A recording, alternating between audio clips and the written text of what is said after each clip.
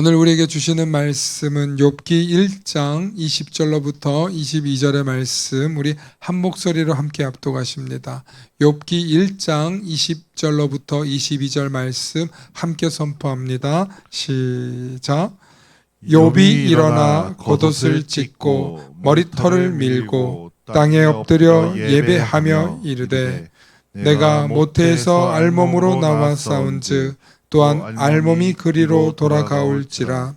주신 이도 여호와시요 거두신 이도 여호와시오니 여호와의 이름이 찬송을 받으실지니이다 하고, 이 모든 일에 욥이 범죄하지 아니하고 하나님을 향하여 원망하지 아니하니라. 아멘.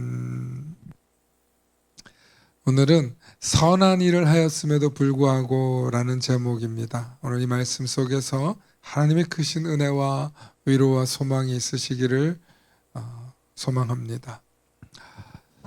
우리는 신앙생활하면서 모두 그런 걸 바라고 추구합니다. 바로 평안이죠. 신앙생활을 하게 되었다든지 혹은 교회를 오게 되었다든지 혹은 예수님을 믿게 되었다든지 하는 많은 분들이 오셔서 하시는 말씀이 한 가지가 대부분 동일합니다. 예수 믿고 평안해졌다. 교회 와서 평안해졌다. 하나님을 알게 돼서 또 성경 말씀을 통해서 내 삶이 평안해졌다는 것입니다. 또 나아가서 삶이 점점 형통해지더라. 이런 이야기들을 하죠.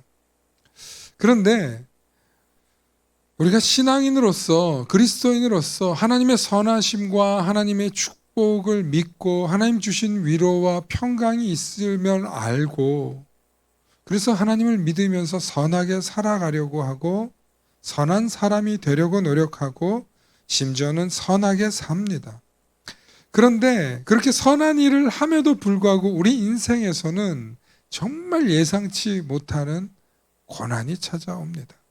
그건 부한 사람이나 가난한 사람이나 상관없이 예상치 못한 고난이 우리를 찾아와서 어떻게 보면 심하게 말하면 우리의 인생을, 이런 표현 쓰더라고요. 누가 인생을 찢어놨다, 이런 얘기. 자기 인생을 찢어놨다. 그런 경험을 하는 사람들이 있으시더라는 거예요. 저는 오늘 오전에 여러분들과 말씀 나눴던 김진숙 목사님의 이야기를 듣고 와, 이런 분이 계셨구나 하는 것을 좀 최근에 알았어요. 얼마나 자기를 안 알렸으면 저희들이 몰랐는지 몰라요.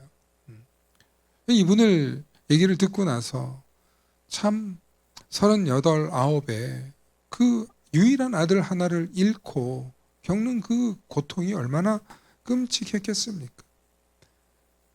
좋은 일 하려고 좋은 학교, 좋은 집안에서 좋은 공부해가지고 미국까지 가서 정말 큰 일을 해낼 사람이었는데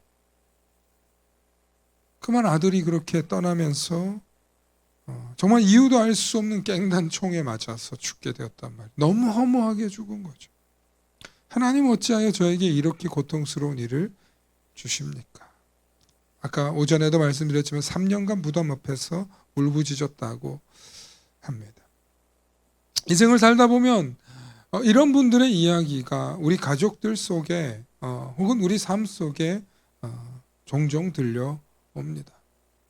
사람의 말로 위로가 안 됩니다. 옆에 있는 것도 위로가 안 됩니다. 정말 숨 쉬는 것조차도 용하다 할 정도로의 고통스러운 순간들이 있는 것을 저는 보았습니다.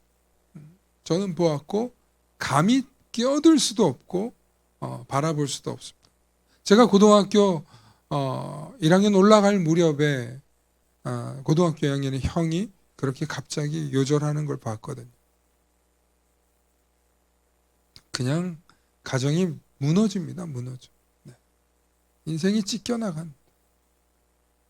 두 아들이 있는데 하나들은 장애인이고 둘째 아들은 공부도 잘하고 영민하고 똑똑하고 잘생겼고 교회에서는 그렇게 봉사를 잘하고 훌륭한, 정말 모두가 탐내는 그런 훌륭한 아들이었는데 왜 갑자기 하나님 데리고 가시냐.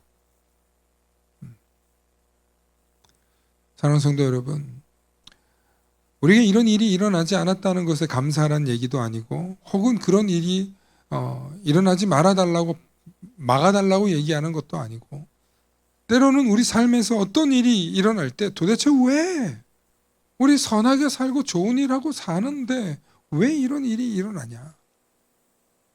그럴 때 우리는 그것을 고난이라고 합니다. 오늘 성경에 보면 동방에 욥이라고 하는 인물이 나오는데요.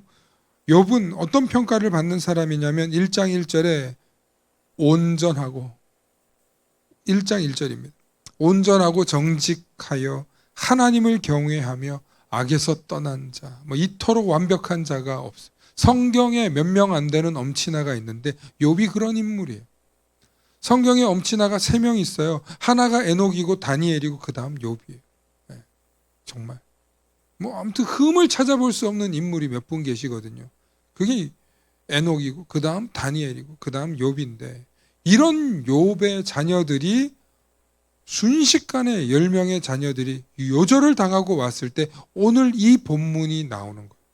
오늘 우리가 읽은 본문 우리 다시 한번 봅니다. 20절부터 21절 보여주세요. 이르되 내가 모태에서 알몸으로 나왔사온즉 또한 알몸이 그리로 돌아가올지라 주시니도 여호와시오 거두시니도 여호와시오. 지금 자기 자식들 죽었다는 얘기를 이렇게 표현하고 있어요. 이렇게 점잖고 멋있게 표현할 수 있을 정도의 사람 세상에 없습니다. 심지어 여호와의 이름은 찬송을 받으실 줄. 이 정도로 하나님께 미쳐 있고 하나님과 가까이 있는 사람 세상에 없습니다.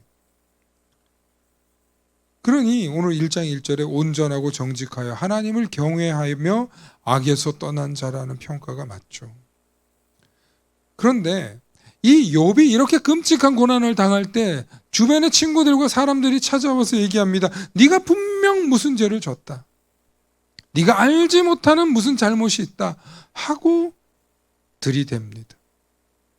여러분, 시편에서 그리고 욥기에서 경계하는 평가가 있는데 그게 바로 뭐냐면 따라해봅시다. 인과응보를 대적하라. 따라해볼게요. 인과응보를 대적하라. 이게 무슨 얘기냐면 사람에게 나타나는 고통과 고난은 인과응보가 아니라는 거예요. 그런데 여러분, 살면서 인과응보로 얘기하는 게 얼마나 편한 줄 아십니까? 너 이렇게 잘못해서 이렇게 된 거야. 이렇게 얘기하면 사람들이 그게 그렇게 편해요. 그래서 동서고금을 막론하고 인과응보로 사람을 평가하는 게 아주 습관이 되어 있습니다. 우리도 우리 주변에 누가 뭐가 일어나면 이래서 이럴 거야, 저래서 이럴 거야 라고 평가하는 거 좋아합니다. 그리고 평가를 해야 인간이, 그게 해석이 돼야 인간이 숨을 쉽니다. 그래서 인과응보를 하든 아니면 뭔가 해석을 하든, 결론적으로는 인과응보로 해석을 하지만 그렇게 할 때 인간이 편해져요. 그런데 전혀 예상치 못한 고난과 끔찍한 일을 당했을 때 자꾸 해설과 해석을 하려고 하는 거예요.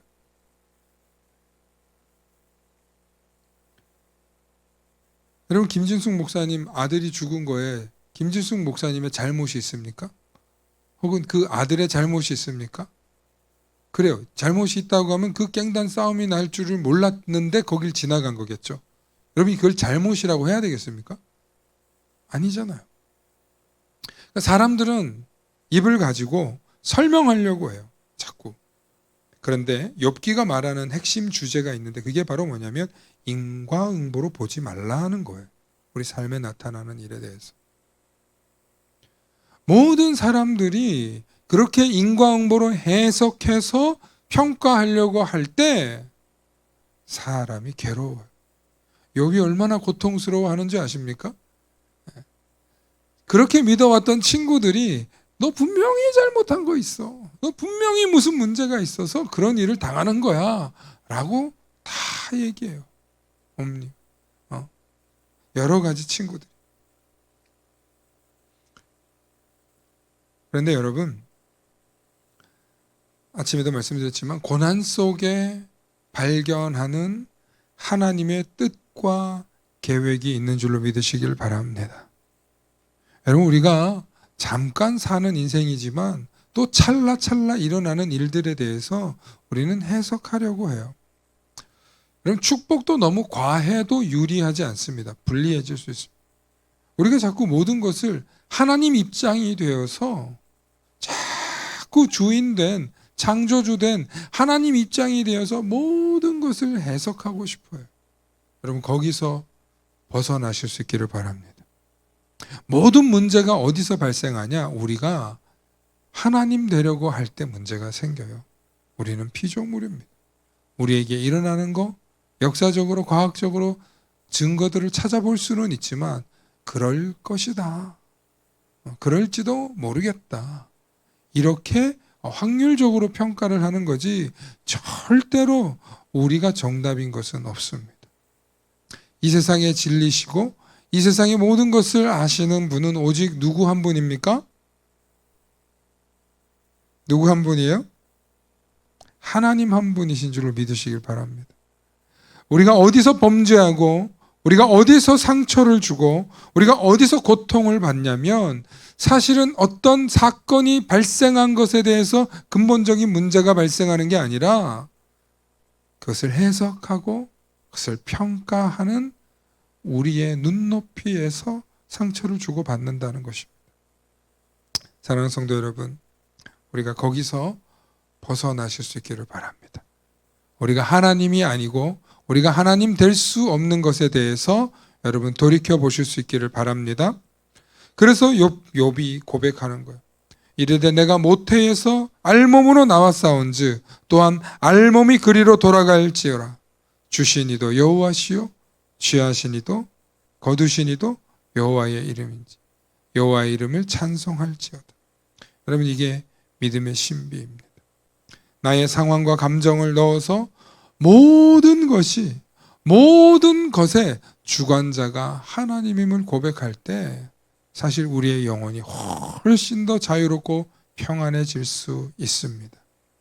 많은 분들이 그런 이야기 가끔 해요. 어른들 중에서 많이 배우지 못했는데 다 하늘의 뜻이지요. 하나님만이 아시지요. 네. 여러분, 그게 별거 아닌 표현이 아니라 정말 대단한 표현이에요. 하나님께 달렸다. 하나님 뜻이지요. 하나님께서 하시지요. 여러분, 우리가 그렇게 고백할 수 있기를 소망합니다. 사도 바울은 로마서에서 그 진리를 이렇게 선포하는데 8장 28절에 우리가 알거니와 하나님을 사랑하는 자 곧 그의 뜻대로 부르심을 입은 자들에게는 모든 것이 협력하여 선을 이루느니라. 아멘. 모든 것이 협력하여 선을 이룬대요. 하나님을 사랑하는 자 곧 그 뜻대로 부르심을 입은 자들은 모든 것이 합력하여 선을 이룹니다. 모든 것이 선하다는 말이 아닙니다. 아들의 죽음이 어떻게 선한 일이 될 수 있겠습니까? 재앙과 질병이 선한 일일 수 없습니다. 고통과 괴로움과 죽음이 선한 일일 수 없습니다. 그런데 그 모든 일들 가운데 하나님께서 주관하신 일이라면, 하나님의 뜻과 계획이 담겨 있는 일이라면 그 일은 선하게 바꾸신다는 것입니다. 결국에 선한 결과를 만들어내시는 분이 하나님이시며 그분을 믿는 우리의 고백에 담겨 있습니다. 그러므로 오늘 오전의 말씀을 계속 읽자면 고난이 사명이 되실 수 있기를 바랍니다. 시련이 사명이 되실 수 있기를 바랍니다.